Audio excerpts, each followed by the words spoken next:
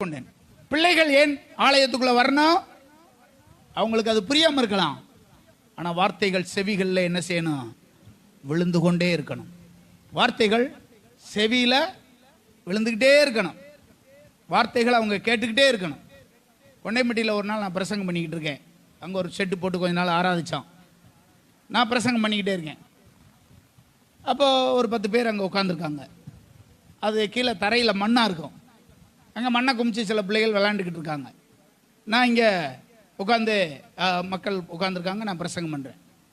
திடீர்னு எங்கள் அம்மாவை குறித்து நான் ஒரு வார்த்தை சொல்கிறேன். எங்கள் அம்மா படிக்காதவங்க, ஆனால் பைபிளை பற்றி பல காரியத்தை தெரிஞ்சவங்க அப்படின்னு நான் மக்கள்கிட்ட பிரசங்கம் பண்ணுறேன்.